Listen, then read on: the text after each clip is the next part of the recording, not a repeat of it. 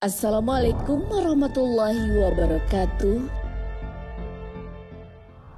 Bagaimana memberi masukan kepada saudara kita yang termasuk ekstremis dalam berpikir terkait keislamannya, namun secara objektif.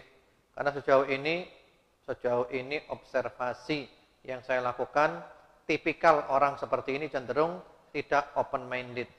Jazakallah khair al-mukarram wa iyyakum. Yang penting kita berusaha saja disampaikan. Kami ceramah seperti ini, Bapak Ibu keliling kemana-mana. Dan banyak di YouTube, banyak di internet. Dan ternyata Alhamdulillah banyak yang sadar. Banyak yang sadar Bapak Ibu. Karena orang itu ada titik jenuh. Ketika sudah berada di titik jenuh, nah dia mulai siap untuk sadar. Ya. Terutama orang baru tobat, itu masih keras-kerasnya.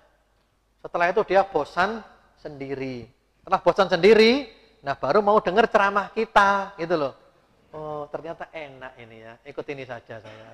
Nah kemarin nggak mau.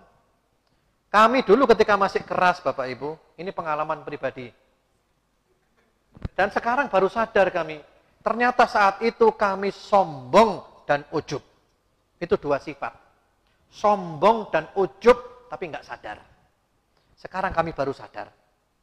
Sehingga mereka-mereka yang belum sadar itu sombong dan ujub. Kenapa sombong dan ujub? Karena mereka tidak mau menerima kebenaran kalau dari luar kelompoknya. Itu sombong.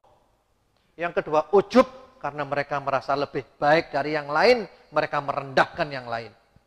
Kami dulu begitu, dan sekarang kami baru sadar. Kami bersyukur kepada Allah Bapak Ibu.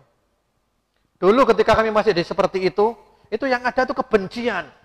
Orang sepandai apapun, kalau di luar kelompok kita, nggak ada nilainya di depan mata kita.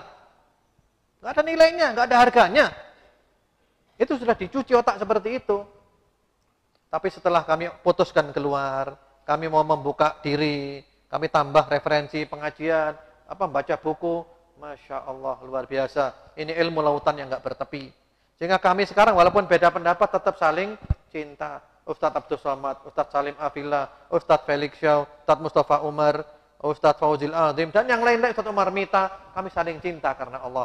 Walaupun ada beberapa perbedaan di antara kita. Toh intinya sama, kita sama-sama Ahlus Sunnah wal Jamaah. Jadi nunggu titik jenuhnya Bapak Ibu.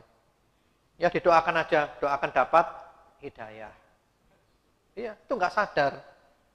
Ibaratnya orang kerja di pabrik kulit Bapak Ibu. Pabrik kulit itu baunya enak atau nggak enak? Bau nggak enak. Pabrik kulit baunya nggak enak. Tapi yang kerja di sana itu nggak bau. Karena hidungnya sudah terbiasa bau nggak enak.